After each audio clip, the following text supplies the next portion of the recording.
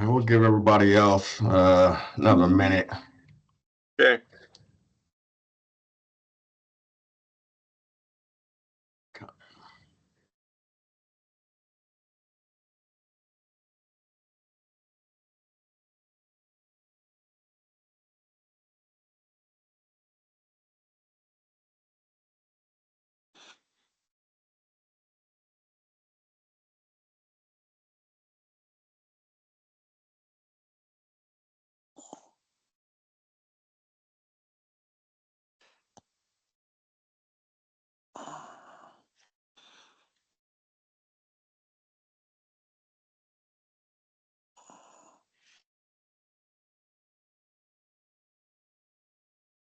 Yeah.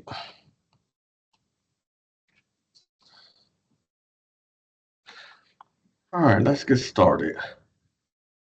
Thank you everybody for joining us today for this update from Senator Fontana. Senator Fontana has been a great supporter and advocate for the chamber. Back when we had the African American Heritage Day Parade, he was always a sponsor and marched in it from when we had it from downtown and until when we got into the communities. Senator Fontana, I will bring up your slideshow and you can take it from here. Okay. Thank you, Sean. Good morning, everyone. As mentioned, I'm State Senator Wayne Fontana, and I thank you for the invitation to speak with you this morning. I do have to start out by congratulating my friend Doris Carson Williams on receiving a prestigious Distinguished Daughter of Pennsylvania Award today from Governor Shapiro. I've known Doris for a long time, working on the RAC board with her, among other endeavors, and I can't think of anyone more deserving to receive this honor. The award recognizes women in Pennsylvania for their specific positive impact for their work and service have had in improving the quality of life for all the Pennsylvanians and around the world, for that matter. So I know that certainly sounds like Doris to me, and I'm sure to all of you. So we'll miss her today, but I'm happy to be with you all, and I'm happy to provide an update on what's happening in Harrisburg and answer any questions you may have of me. Again, I'm Wayne Fontana, and I serve the people of the 42nd Senate District. The next slide shows my district map, the areas that I represent. As you can see, it includes a big portion of the city of Pittsburgh and municipalities that to the south and west, all around downtown Pittsburgh. Sort of looks a little crazy, doesn't it? But it stretches out there, and over the years, I've had different districts. They've changed it over the years, but I keep the core, which was downtown, and the Strip District. It goes out to Lawrenceville, and you can see it gets up to Reserve and Millville and on one side, and all the way out to Emsworth and the other side. And so Mount Lebanon's new. This district redistricting gave me Mount Lebanon, but it's all good. I've been around long enough. It doesn't really matter at this point which districts I have. I've probably been in all of them over the years. Um, so moving to the next slide, I'll give you a quick update on myself. I served on the first Allegheny County Council from 2000 to 2005, and while I was there, I was elected by my peers as vice president of that council. I'm a realtor and real estate broker by trade. I'm a former member of Boilermakers Local 154 and Teamsters Locals 249 and 211, and previously served as vice chair of the Allegheny County Democratic Party Committee and 19th Ward Committee person. I graduated from CCAC with associate degree in business. I'm a city kid, born and raised in Beachview, and I live in Brookline now for the last 50 years, I guess, with my wife Francine. We have 3 kids and 5 grandchildren. Two of the grandchildren and my son in Collier, my daughter and her 3 in Delaware near Rehoboth. So I love to take vacations down there and see the family at the same time. So that's great every summer. The next slide shows that I was first elected to the Pennsylvania State Senate in 2005. Currently, I'm the chair of the Democratic Caucus. That means that I set the daily caucus agenda and I lead the discussion on bills that are under consideration each day. Aside from my leadership position, I serve on various committees, including the Community and Economic Development Committee, the Democrat Policy Committee, Finance, Local Government, Rules and Executive Nominations, and Urban Affairs and Housing, which makes sense since I have a real estate background, right? And certainly been on that committee in economic development for, I think, as long as I've been in the Senate, and actually served on economic development when I was on county council also. Um, I like these committees because they do provide me the opportunity to use the skills and knowledge of my professional experience to serve my constituents, but also my Senate colleagues. They usually come to me if it's a real estate matter and get advice as to whether we should or shouldn't sponsor or change or anything that has to do with housing. I'm also the chairman of the Pennsylvania Higher Education Assistance Agency, that's FIA.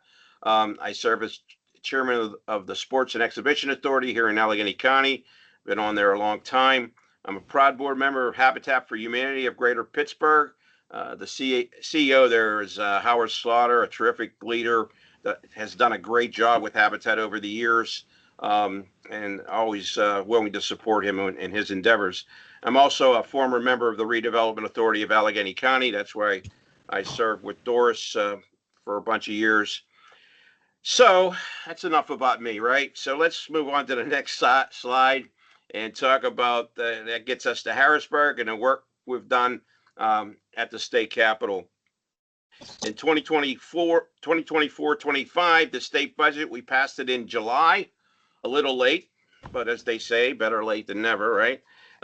It said that a budget is a moral document, and although Pennsylvania is the only state with a split legislature, that's the House under the Democratic control and the Senate under the Republican control, we did reach a compromise on a final budget that includes multiple areas that I'm very proud of. First, there's no new taxes in the 24-25 budget. Second, we're investing over $1 billion additional dollars for pre-K to grade 12 education funding. Third, we secured over 35 million increase for the PASSI schools, that's the state schools, plus over 140 million for grants, scholarships, and other programs that will make higher education more affordable for everyone in Pennsylvania. And we were able to negotiate 20 million for the second year of the new student teacher stipends, a very high demand program that went into effect, and the demand is through the roof. We need a lot more money, and in the budget coming up, we're going to be trying to probably triple that amount because we definitely need more teachers in Pennsylvania, without a doubt. I'm particularly proud that of that one, obviously, because FIA has done a great job also administering that program, and believe me, it was on a very short turnaround, but we got it done, and we'll continue to make that program a great program for Pennsylvania. I also want to mention that $16.5 million increase for anti-violence investments in community and after-school programs to deploy effective grassroots intervention strategies in the communities and in the neighborhoods.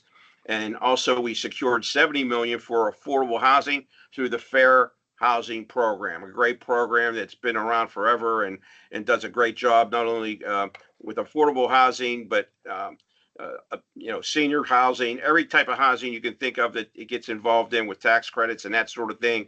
They do such a great job. And finally, the budget includes over $550 million in economic development programs, and I'm going to talk more about that in a moment. But as I mentioned before, we have a divided legislature.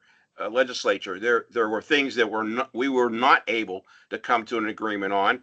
One being Pennsylvania has the lowest minimum wage at $7.25 an hour. The states all around us, everyone's higher than we are. But I did write a bill to amend the state constitution to increase that to $15 per hour and to automatically raise the wages based on inflation. Unfortunately, I don't have a lot of hope that the majority party will run it, but we have to keep plugging away, and $7.25 is way too low for minimum wage. We still have to address public transportation funding. That's an issue. We did it some years back, but Our roads and bridges are in need of repair. Federal COVID-19 funding, it's been helping to fund public transportation. All of that runs out this fall. The governor had proposed an additional $280 million annually for transportation, with about $63 million of that coming from other sources. But we were able to get a one-time transfer of about $80 million for public transportation agencies. That includes $17 million for Allegheny County, and we're still working on that. There's some conversation about taxing skill games. I'm sure you see them out on the streets, and they shouldn't be there, but trying to regulate them, but also take some of the money that we do get from them and use it for transportation. So we'll see how that conversation goes into the new year. Unfortunately, also, we were not able to get additional funding that is desperately needed for the Whole Homes Repair Program, a great program that Senator Saval from Philadelphia introduced. I was a co-sponsor of that bill. We passed it in 2022. That year's budget included $125 million to help property owners repair and weatherize their homes and support training and pre-apprenticeship programs. And as you know, with some of the oldest housing stock in the country, Allegheny County could only fund 4% of the projects that applied. So obviously a tremendous demand for that program. My Senate colleagues and I will continue to fight for these programs that make a huge difference, made a huge difference in that 4% in the people's lives. On the next slide, it highlights some of the small business opportunities. So the question is, what can the Commonwealth do to provide opportunities for small businesses and minority-owned businesses? Well, I guess it's safe to say that, navigating the COVID-19 pandemic was a challenge for everyone, and it's 4 years later, and we're still dealing with its aftermath in many ways. But one good thing that came out of that time was the creation of the historically disadvantaged business assistance program. And I'm proud that it was the Democratic caucus in the Senate who was responsible for creating that program. The program provides small grants to historically disadvantaged businesses that were impacted by COVID. This year, we worked with the governor to get the program more funding. And this year, $20 million was available for that program. And certainly, again, the demand's there, and we'll keep working to get more funding. A critical component of this program, by the way, involves the Pennsylvania Community Development Financial Institution Network. And the CDFI, as they call it, network, in many cases, are organizations that are on the ground and who routinely work with small businesses and nonprofits to provide assistance in the neighborhoods that are often neglected. An example of that's right here in Pittsburgh. The former Northside Community Development Fund is now called the Neighborhood Community Development Fund. While they still focus on Northside neighborhoods, the fact is they realized during COVID that they officially becoming a CDFI would allow them to expand and get into other neighborhoods and communities. More small business loans certainly help with startup costs and affordable housing projects in more neighborhoods than ever before. McKees Rocks, Homewood, the Hill District, McKeesport are all neighborhoods that are seeing small businesses grow in affordable housing as a result of the investment growth of Pennsylvania, CDFAs like the Neighborhood Community Development Fund. So they reach out in a lot of different neighborhoods. So a lot of small businesses, whether you're in the north side or not, can apply with them for small loans and grants. The Pennsylvania Minority Business Development Authority is another one. It provides low interest loans to business owned and operated by ethnic minorities and socially and economically disadvantaged persons.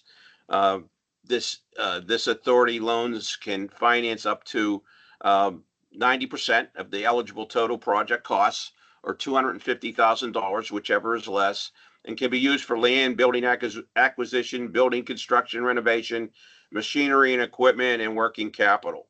DGS also has the Bureau of Diversity, Inclusion, and Small Business Opportunity. They assist in contracting opportunities for small diverse businesses that have 100 or less full-time employees who bring in less than an average of $47 million over 3 years. The program does assist businesses navigate the Commonwealth's procurement process and ensures they receive info for prime and subcontracting opportunities.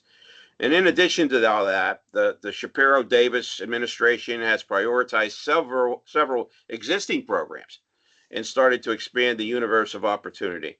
When they took office last year, they created the PA Advisory Council for Inclusion Procurement. That's chaired by Lieutenant Governor Davis. The council works to increase opportunities for small, diverse businesses to compete for state contracts, to make the Commonwealth procurement process more accessible, and to take actionable steps to help small businesses and small, diverse businesses grow, succeed, and create good paying jobs. The administration has also recently introduced Mentor Protege Program to connect seasoned prime contractors with the owners of small and diverse businesses to improve management and bidding skills needed to acquire Commonwealth contracts. And also we have the newly redesigned Main Street and Elm Street programs. They've been around a long time, but they sort of ran out of money and ran out of, I guess, steam for that matter. But Governor Shapiro brought them back at DCD and put $20 million into the program to support that. It supports downtown areas across the state by offering grants to improve commercial corridors and the small businesses on them. Every neighborhood can apply, any neighborhood, for these, no matter where they're at. It's a good program, and it's something that we're proud of that we brought back, and certainly another program that could use more funding going forward. Local governments, redevelopment and housing authorities, nonprofit organizations, and community development corporations are all eligible for this particular program. And so that's a lot of programs, I know, and it seems probably intimidating, but it really doesn't need to be. There are resources like the network of state small business development centers, the SBDCs, they're called. They're there to help navigate the process. Duquesne University has one, and so does Pitt have one. And I hear from folks all the time about them that they want to start a small business or expand their small business, and they went there for advice and guidance, and they were very, very happy with the advice and guidance that they received from those two universities. And we fund them through the state. So we need to get that feedback, that positive feedback, and we do get it. So they're out there. And also, you can always call me or email me. They think I'm crazy, but I read all my emails and make sure they're responded to. I know not everyone does that, but I probably get, I might get 70 a day. A lot of them are, just solicitation stuff, but I read my constituent emails, and I read my internal emails from my colleagues and that sort of thing, and make sure that everyone gets a response. Don't always like the responses, but they get an honest, forthright one. My staff is here in the district, and I have a staff in the Capitol in Harrisburg. They can help you anybody with licensing issues, with the Department of State, with funding opportunities, and in a lot of cases, just letters of support. We do a lot of them for folks applying for different grants or loans, wherever it might be. Just let us know. We're happy. If I can get all the state money in my 42nd senatorial district, I'll do that. So I solicit as hard as I can for my small businesses in my constituents, in the nonprofits in my district. One of the things I'm most proud of, like during my career, speaking of funding, is the amount of funding that I've been able to help secure for my district. In the years that I've been there, almost 20 years now, I've been in the Senate, almost 19 and a half, I guess. It's well over 200 million I was able to bring back. And that's real money that continues to make a real difference to the people that live, work, and play in our communities. And please know that the number of requests for funding projects all through the state continues to go up. There's not many sources. Banks, it's hard to get loans from banks at the way the market is today. So we get a lot of requests for all the different programs, RCAP, GDF, multimodal, local share, all these programs that are funding sources grant sources that are out there, we get a ton of requests, and so that all that does is generate more competition for those dollars.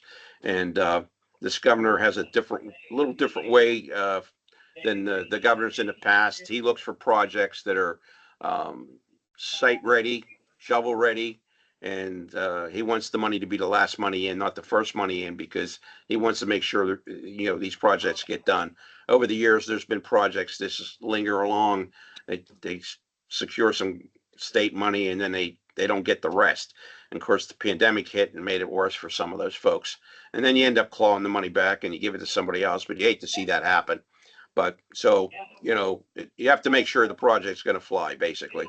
Whether it's RCAP or grants through gaming, I'm proud of the investments that have been made, and we continue to make them in minority neighborhoods. This includes gaming funds I was proud to secure for this organization. Doris twisted my arm a few times to get some funding for the small business workshops.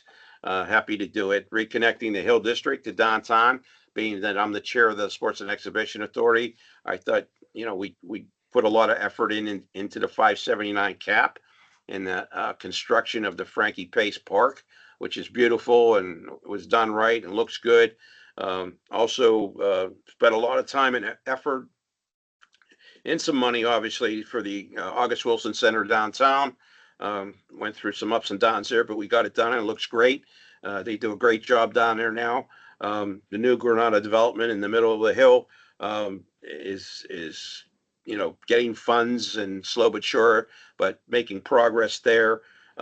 Certainly, along with the 28 acres below that, it's had a lot of money go into that, not just state money, but a lot of federal money into that development there.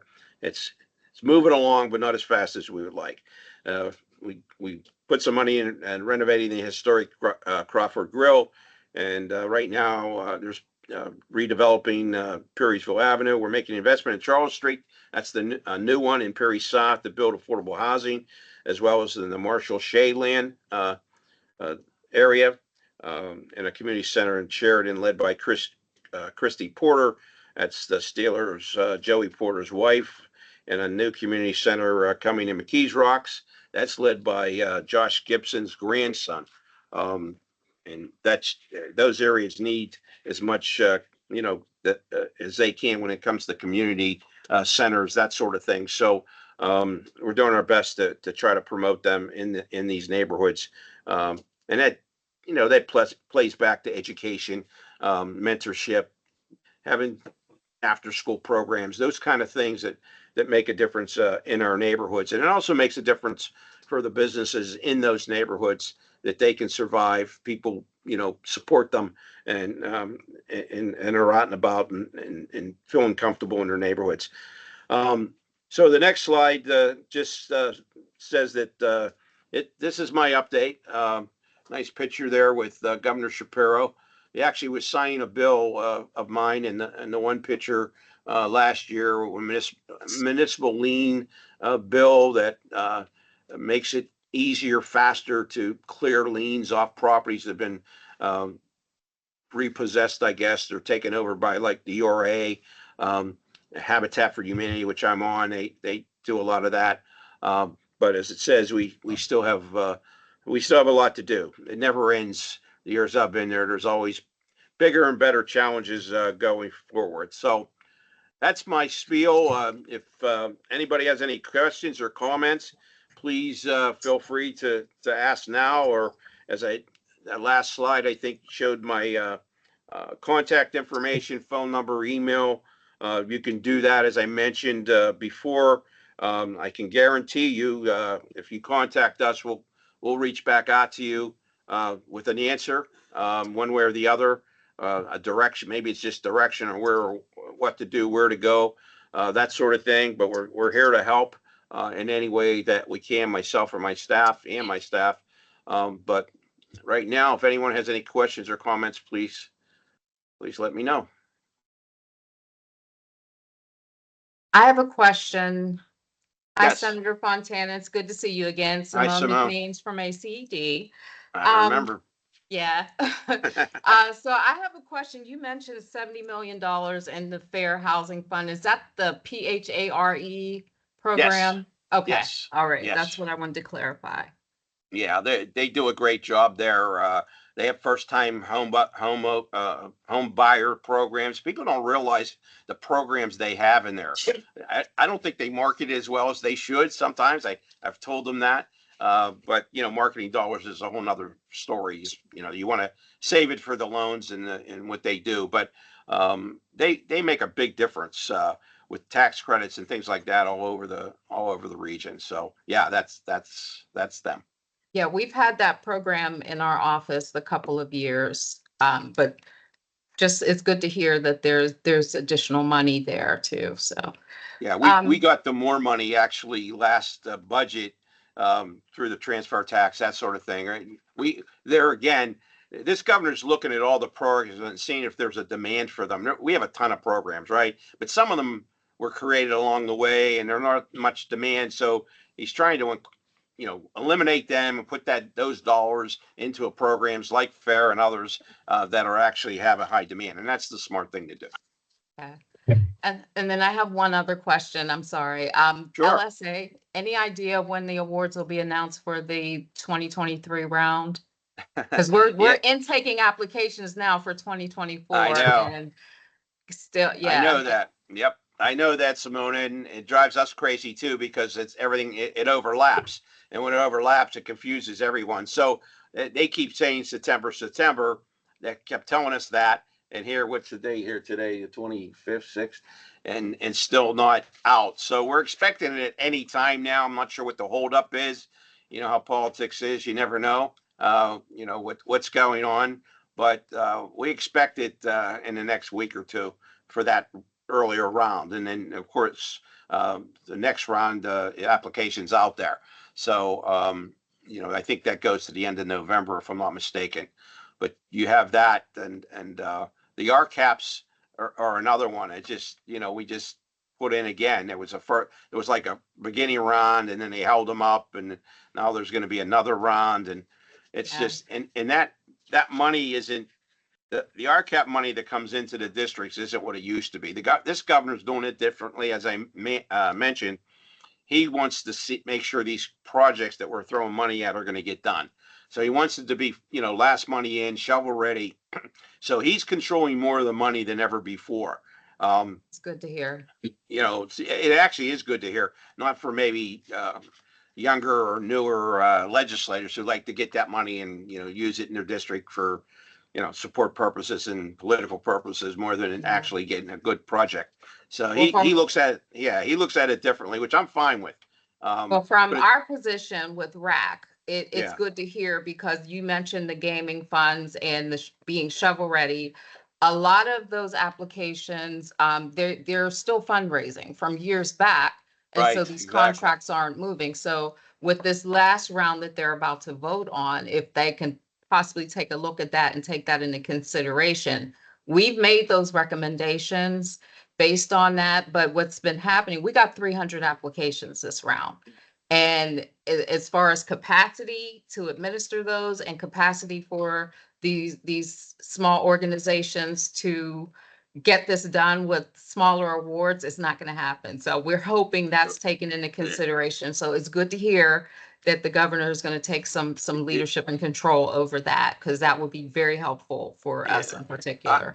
I had a short conversation with Lauren yesterday Hmm. about this, and one of the issues there is I don't want to tell someone in that particular. We'll use that as an example. They can apply up to 500,000, but they're not going to get 500,000. But they think they might, so they apply for that much, and that's what's wrong about it because they end up maybe getting 100 or 150. And what I'll do is I'll call and say, "Can you get it done with a lot less than you applied for?" Everybody applies for more. I get that. But that program, and I suggested this to Senator Costa, should only go up to 250 or Hmm. 300. It shouldn't go to 5 because nobody's getting 5 anymore. As you mentioned, you have 300 applications. So just, that's just Allegheny County. I mean, we get hundreds of applications for RCAP and local Yeah. share and multimodal.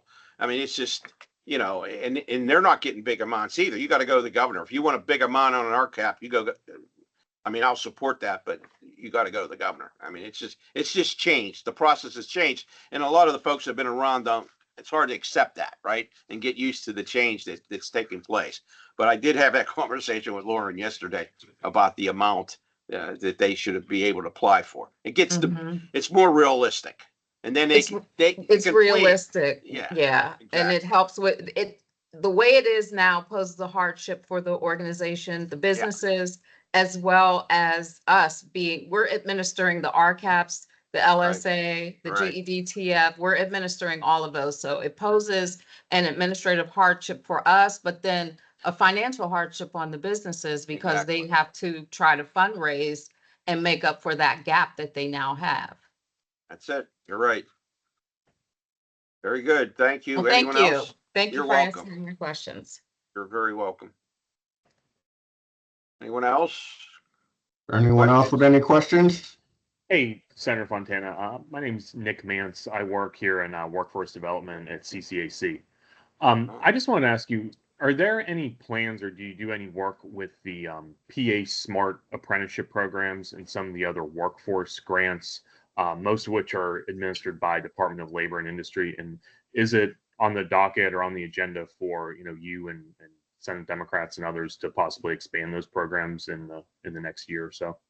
Yeah, there is a conversation. As I mentioned, I'm on FIA too, and anything about workforce and the governor's into the workforce development and training.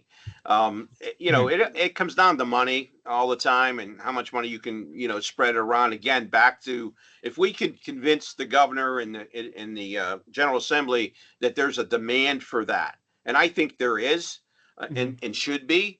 Not everybody wants I say this on FIA about giving grants. Not everybody is going to go for a 4-year degree today. I mean, Yeah. you can, there should be other ways to get educated, in apprenticeship programs or workforce development training. And CCAC is right there, right? They're right into that, whether it's 1 year or 2 years to get a degree or a certificate to move on and make money. So we need to expand that. And the governor, we've had this conversation with the governor, and he understands that, but it's just a matter of getting it funded. But that conversation definitely it took place last year. But you have to prioritize and then you have to compromise, right? It's just the way it is. And so it didn't get what we would like, but we're certainly aware of it. And you're absolutely right. And you can tell your folks there to weigh in with the governor as the budget, budget will come around fast. February comes around fast when he introduces his new budget. So now's the time to start talking about that stuff and trying to get it into his guideline or ideas of what he might want to do for the upcoming budget. I appreciate it. Thank you for your support. Sure, Nick. Anyone else? Senator Sean Lazar, I own Moving On Up Laundry Services. I have a location in Beachview and also in Sheridan. Yes. So I just wanted to, I will reach out to you offline about some questions I have, but Okay. just wanted to introduce myself and thank you for your time and for taking the efforts today. Sure. Yeah, happy to talk with you. I know the Beachview one well. I ride past it all the time. But I'm not sure where the Sheridan one is, but it's in my district, both of them. Yes, very much so. Thank you. Thank you. Anyone else? I mean, I'm on the hook here. I have one question. This is Belated Beta, president with the African American Chamber of Commerce. Excuse me. I have a question. There's been a lot of focus and a lot of talk around the corridors of downtown Pittsburgh and trying to revitalize those with minority and diverse businesses coming in. Are there any initiatives that are coming out of Harrisburg in conjunction with what's happening at local government to kind of drive that conversation and initiatives forward? If you can speak to any of those, that'd be great.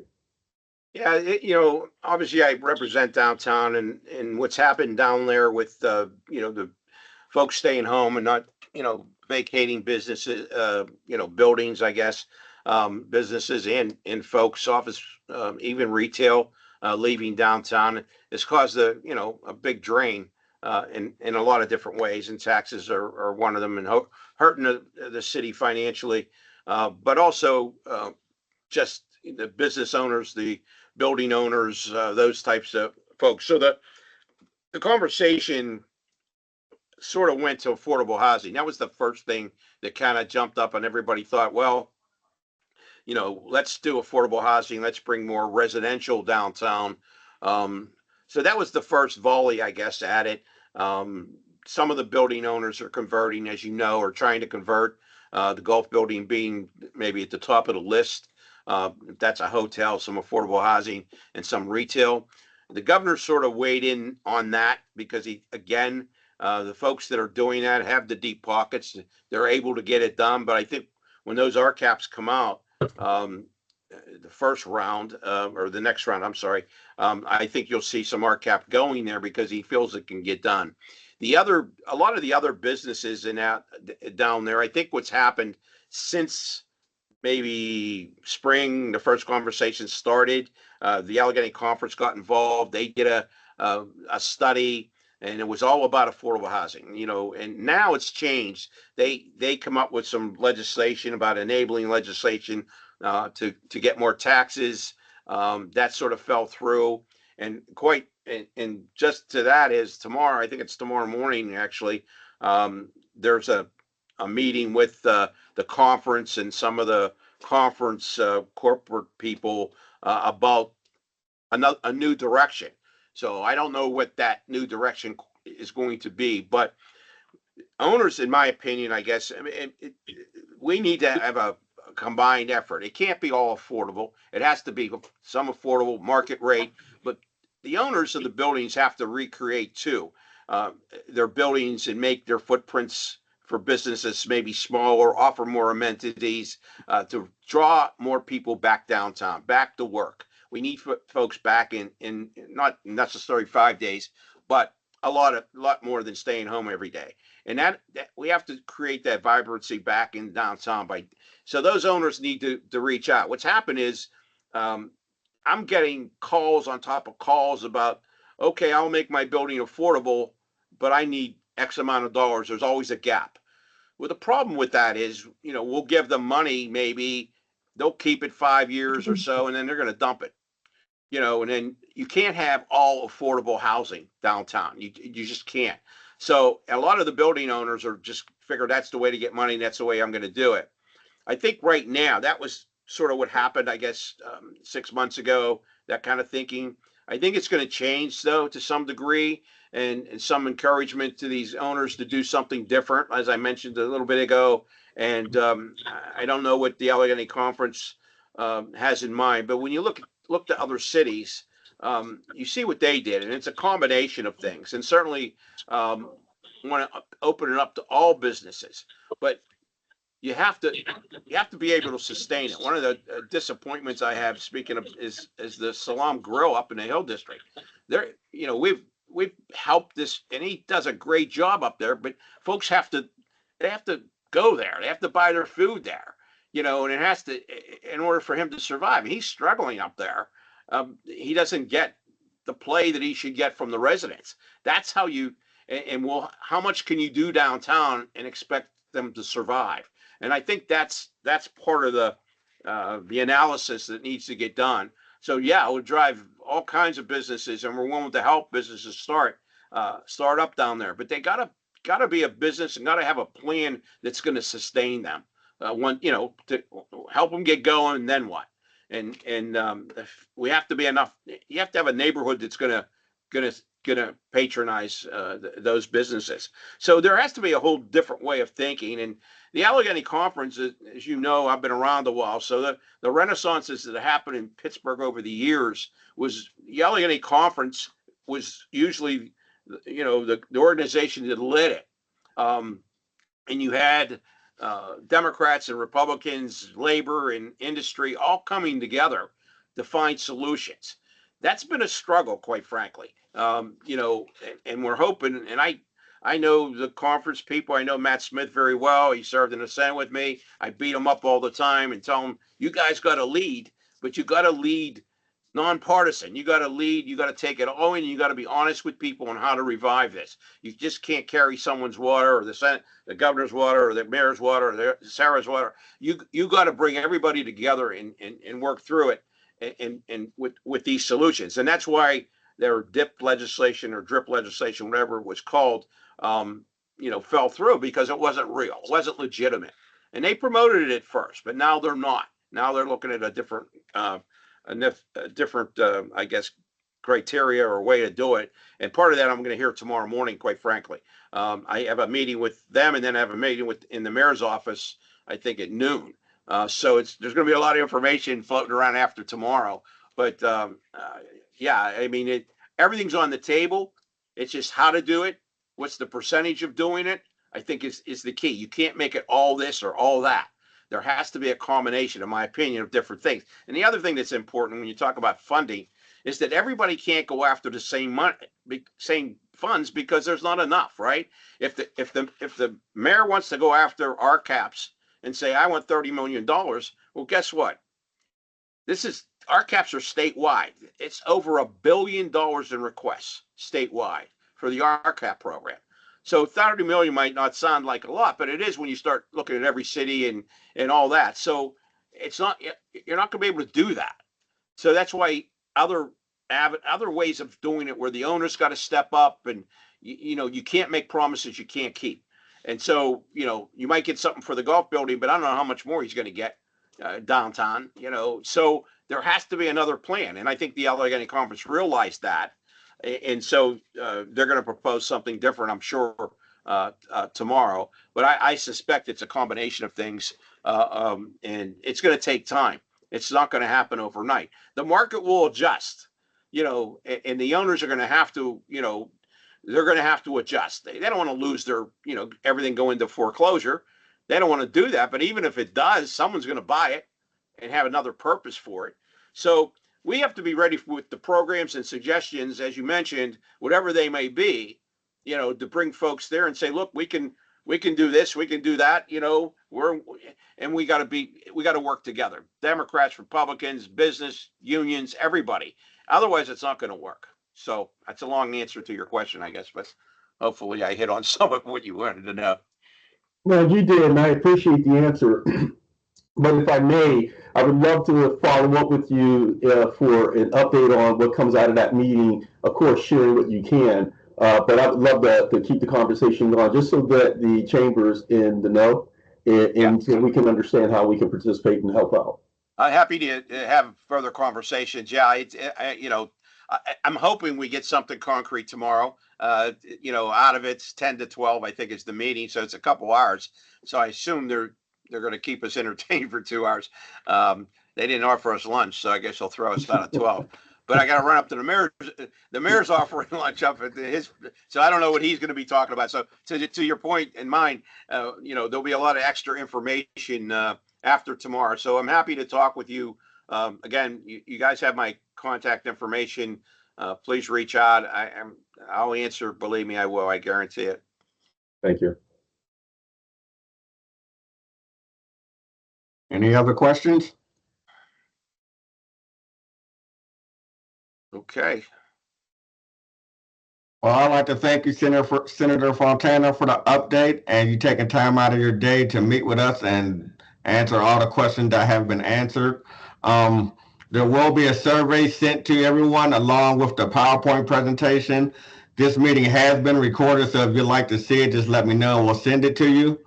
One final thing is we have an event coming up on Tuesday, October 8th, which is the How to Do Business with Erie Insurance. The flyer will be sent out. If you're interested in attending, let us know. And this will conclude our session for today. Thank you, everyone. Thank you, everyone. Thank you. Take care. Have a good day, everyone. Thank you. Thank you. Thank you.